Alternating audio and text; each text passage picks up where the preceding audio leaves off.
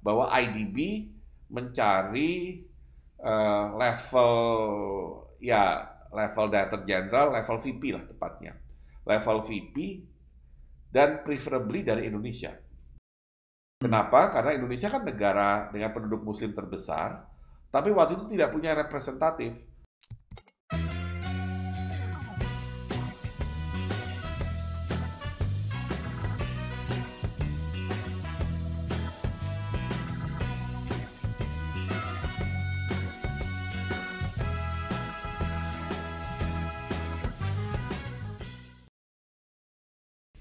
Pak Bambang kan menjadi sedikit dari putra bangsa terbaik yang menjadi menteri 3 kali ini, Pak. Iya, iya. Iya, Pak.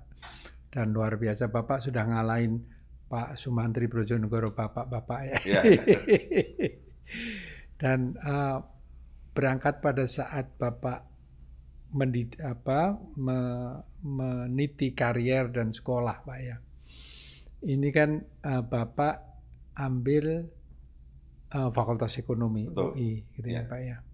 Tapi sebelum itu Pak ya, pernah nggak? Kan karena Pak Sumantri Brojonegoro adalah menteri, pernah nggak Pak, Bapak waktu kecil itu, aku kalau gede mau jadi menteri itu, pernah nggak Pak? Ada kebayang Pak?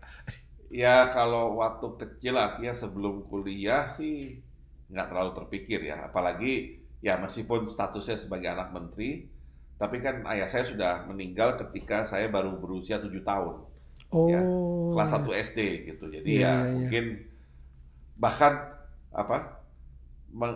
kalau mencoba mengingat-ingat gimana ya rasanya pernah jadi anak menteri, itu saya masih agak sulit gitu karena ya tadi cuma Iya kelas cuma 1 sampai ya, 7 iya, iya, tahun iya, iya, dan iya. sebagai anak kecil kan bagaimanapun dalam kondisi apapun kan pasti menjadi perhatian orang tua. Jadi kita mungkin nggak terlalu merasa beda antara anak menteri atau anak bukan menteri gitu ya.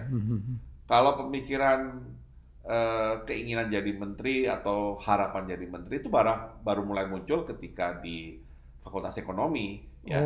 Karena Oh, kebetulan saya masuk ke fakultas yang pada alumninya, waktu itu ya. ya, terutama zaman Orde Baru itu banyak melahirkan para pengambil kebijakan di bidang ekonomi ya dan turun-temurun artinya tidak hanya berhenti pada 2-3 nama tapi terus berlanjut sehingga ya otomatis muncul harapan suatu saat kita kebagian nggak ya artinya menjadi bagian dari itu atau tidak gitu ya.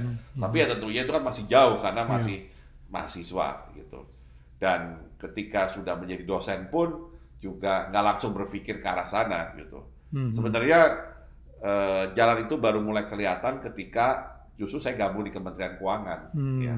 Karena disitulah saya menjadi dekat dengan pemerintah. Ketika masih di kampus, apalagi masih kuliah, kan segala sesuatu masih terasa jauh ya dari kita terhadap pemerintah gitu.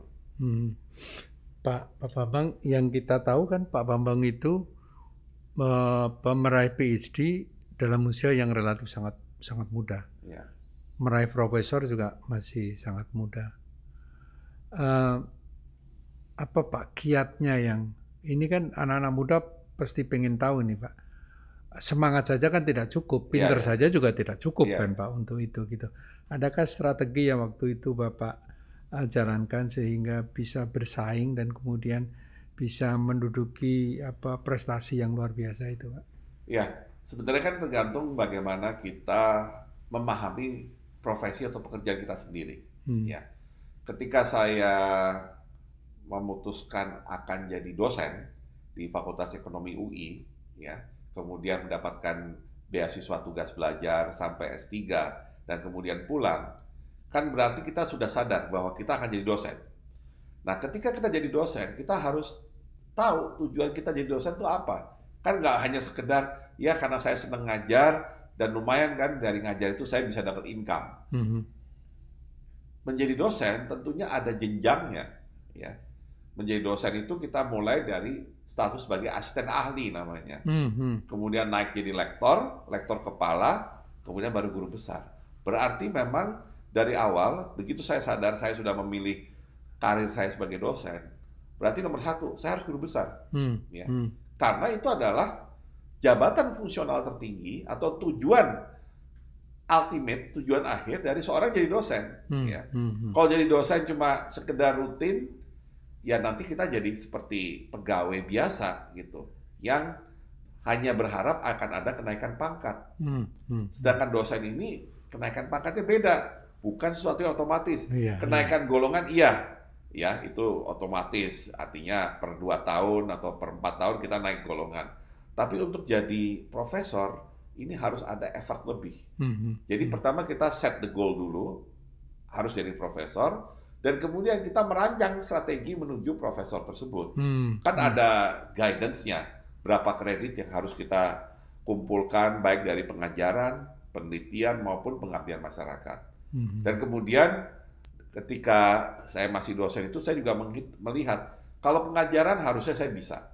Selama saya masih rajin mengajar, saya bisa dapat tuh kreditnya. Dan juga bisa dari menguji, dari membimbing gitu ya. Pengabdian masyarakat juga relatif tidak terlalu sulit karena porsi kreditnya juga kecil. Ya. Nah, yang paling menantang, yang paling berat, yang banyak membuat akhirnya dosen itu tidak sampai jadi guru besar, itu di penelitian. Ya. Di penelitian, apalagi pada waktu itu. Ya. Kita terus terang waktu itu orientasinya lebih banyak pada pengajaran. Sehingga untuk melakukan penelitian kadang-kadang banyak dosen yang keteteran lah istilahnya. Artinya kebingungan gimana ya, karena dia harus untuk bisa menulis artikel, kan nggak bisa kita nulis artikel langsung kayak mengarang zaman kita masih SD gitu. Ini harus ada penelitiannya. Nah, penelitian ini seperti apa nanti, datang dari mana gitu. Nah, dari situlah kemudian saya juga aktif di kampus selain mengajar di penelitian. Saya masuk di LPM ya, dan di LPM itu sempat juga jadi struktural, jadi wakil kepala bidang penelitian. Nah, disitulah saya melakukan aktivitas penelitian yang cukup intens. Jadi rajin, dan saya berusaha untuk rajin menghadiri sebanyak mungkin conference, academic conference. Ya. Kan biasanya syarat academic conference itu kita harus submit abstrak, kemudian nanti panitianya akan menentukan abstrak Anda diterima atau enggak. Nah, ketika diterima, ya Anda pergi ke sana. Nah, pertanyaan berikutnya, duitnya dari mana? Ya kan, konferensinya bisa di mana-mana, banyak yang di Eropa misalkan. Nah, sehingga akhirnya kemudian saya berpikir begini, cari potensi hibah untuk melakukan penelitian maupun untuk melakukan konferensi tersebut. Dan kebetulan sekali pada waktu itu ada program dari Dikti yang kebetulan Fakultas Ekonomi UI dapat, yang bisa membiayai orang untuk menghadiri conference sejauh papernya atau abstraknya diterima. Jadi saya beberapa kali memanfaatkan itu. Jadi itu sangat beruntung lah saya waktu itu. Nah, dengan itu kemudian saya juga aktif, tidak hanya menulis. Jadi dari paparan di conference itu saya kemudian tulis dalam bentuk paper, dalam bentuk paper, disubmit di jurnal. Waktu itu ya terus terang syarat menjadi guru besar atau untuk kenaikan pangkat tidak seberat sekarang. Zaman itu kan tahun 2000, antara periode 2001 sampai 2005, gitu ya. Nah, jadi saya juga beruntung karena waktu itu tidak seberat seperti sekarang ya. Kebetulan saya sekarang sebagai ketua Dewan Guru Besar banyak ya istilahnya membina lah yang muda-muda ini supaya cepat naik pangkat. Dan saya tahu kesulitan yang mereka hadapi yang jauh lebih besar daripada waktu saya berusaha menjadi guru besar. Nah, jadi dengan itu akhirnya ya kita bisa mencapai, dan bahkan waktu itu saya tertolong juga ada aturan yang memungkinkan loncat jabatan. Jadi saya waktu itu lektor ya, kemudian langsung naik guru besar. Karena bisa memenuhi kreditnya ya Pak ya. Gitu. Jadi sebenarnya saya banyak loncatnya. Jadi saya terus terang baru prajabatan itu tahun 2001 ya. Tahun 1999 saya baru jadi CPNS. 2001 baru prajabatan. Tapi karena saya masuk sebagai S3, saya langsung masuk di 3B ya waktu itu, dan langsung masuk sebagai lektor. Ya, karena sudah udah S3 dan udah punya kredit. Nah, jadi masuk lektor, jadi dari CPNS, lektor, dari lektor langsung guru besar. Makanya akhirnya saya bisa melakukan guru besar pada usia sekitar 39 tahun di tahun 2005. Ya. Oh. Jadi itu yang membuat ya saya bisa. Kalau yang PhD sebenarnya kalau dibilang muda, ya relatif muda, tapi yang saya tahu banyak kok PhD yang sudah dicapai ketika yang bersangkutan masih di bawah 30 tahun. Ya. Kalau saya kebetulan mendapatkannya pada usia 31 tahun. Ya kuncinya sama, konsisten dan selalu berupaya mencapai yang terbaik. Ya. Kombinasi dari dua itulah yang paling penting. Iya, iya. Saya kira ini pelajaran yang sangat bagus nih, Pak Bambang. Jadi kita harus set the goal dulu ya, Pak ya. Set the goal, kemudian membuat strategi mencapai goal tersebut, dan ketika mencapai strategi tersebut kita harus konsisten, disiplin dengan apa yang sudah kita susun strateginya, dan kemudian di setiap milestone pencapaian itu kita harus berupaya mencapai yang terbaik, supaya kita juga ya kenaikannya juga cepat, itu promosinya cepat. Gitu. Jadi Pak Bambang baru 2001 ya Pak ya? 2001 prajabatan, ya, alias menjadi PNS penuh. Gitu, ya. Luar biasa itu. 2001 berarti sekarang ini kalau diukur dari sekarang 2024 kan baru 23 tahun itu Pak ya? Iya, ya. Iya, betul Pak. Dapat Satya Lencananya baru 2 berarti ya. 10 tahun kan, kali 2. Luar biasa Pak itu. Memang apa garis tangan yang bagus, usaha yang bagus, doa orang tua saya kira Pasti, yang cukup gitu. bagus. Jadi Bapak dibesarkan oleh ibu saja. Ibu ya. kan dokter ya Pak ya? Ya dokter kebetulan, dokter di Rumah Sakit Pertamina. Oh, ya. Rumah Sakit Pertamina sini Pak di Jakarta? Di Majestic ya, Jalan Kiai Maja. Iya, luar biasa. Nah kemudian Pak tadi setelah Bapak sekolah, kemudian kembali ke Jakarta, ke UI, tiba-tiba kan Bapak menjadi dirjen di IRT, di Islamic Development Bank. Ya. Dan waktu itu saya kira belum banyak representasi orang Indonesia itu yang duduk di level, apalagi level yang tinggi kan Pak itu, di level dirjen di sana. Bagaimana Pak ceritanya itu Pak? Ya, sebenarnya itu dimulai ketika saya menjadi dekan, ya, ketika di FE tadi. Selain berkarir sebagai dosen, mengejar guru besar, saya juga aktif di organisasi, struktural maksudnya. Sehingga di kampus, saya sempat jadi ketua program studi pasca sarjana, wakil kepala LPM, ketua jurusan, dan akhirnya dekan. Nah, ketika dekan kan masanya 4 tahun, 2005-2009. Nah, ketika menjelang akhir, jadi sekitar tahun 2008, saya kan tahu, nih 2009, masa saya sebagai dekan habis. Pertanyaannya cuma, apakah mau terus? Kan masih bisa ya, maju sekali lagi, atau mau beralih ke tempat lain. Ya. Nah, waktu itu saya pikir-pikir, sepertinya 4 tahun jadi dekan udah cukup deh. Paling nggak pernah jadi dekan, dan kebetulan waktu itu pernah nyoba juga jadi rektor, cuma gagal karena ketinggalan pesawat sebenarnya ceritanya. Ketinggalan pesawat di Belanda ya. Harusnya saya kembali ke Jakarta untuk mengikuti tahapan dari itu seleksi calon rektor. Waktu itu dari sekian calon dari tinggal 7 ya. Nah, saya satu dari 7 itu, dan sudah ditetapkan tanggalnya bahwa akan ada semacam public hearing lah gitu ya.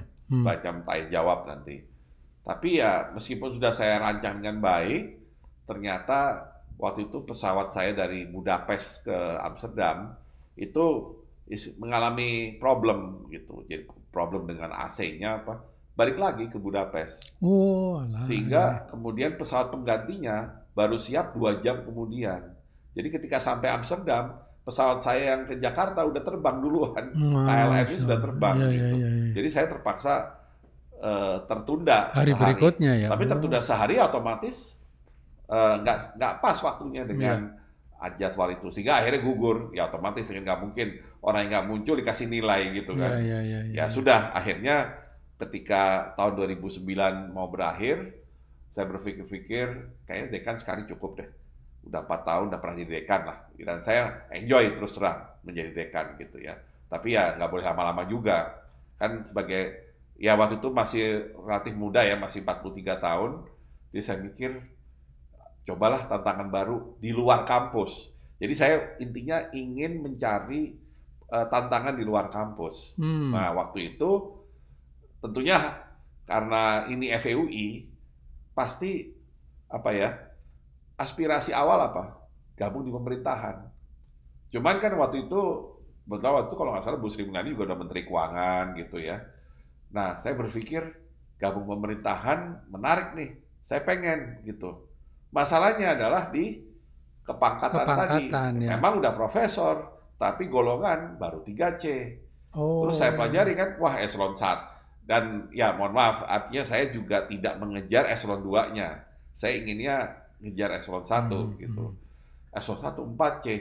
Ini yang satu sama-sama C-nya, cuman ini baru 3 gitu. Yang ini 4 kan berarti masih ada 3D, 4A, 4B. Iya. Saya pikir jauh bener ya. Akhirnya saya pikir, ya udah deh nanti aja deh ke pemerintahannya kayaknya nggak mungkin. Nah, akhirnya karena ke pemerintahan nggak mungkin, nggak mau terus di dekan, akhirnya saya mencari pekerjaan di organisasi internasional. Nah, organisasi internasional waktu itu terus terang saya sudah dapat semacam acceptance lah ya. Ada yang sifatnya formal, ada yang informal. Dari 3 tempat sebenarnya. Yang satu, yang akhirnya saya ambil itu adalah Islamic Development Bank sebagai Dirjen IRTI. Nanti saya cerita proses menjadi IRTI-nya. Yang kedua, sebenarnya ada lembaga yang waktu itu masih baru di Plaza Senayan. Area. Oh, pasti Pak Maranto tahu lah. Iya. Jadi area waktu itu masih butuh orang karena masih baru kan. Dan saya waktu itu langsung ditawari sebagai research director. Ya. Tapi berkedudukan di Jakarta, tapi dia organisasi internasional. Bahkan mereka juga menyediakan paketnya dengan tinggal di apartemen Plaza Senayan. Gitu. Jadi waktu itu saya juga, wah menarik juga nih, apartemen Plaza Senayan, kapan lagi bisa tinggal di Plaza Senayan kan. Nah yang ketiga itu saya melamar ke Lee Kuan Yew School di of Public Policy di Singapura. Gitu.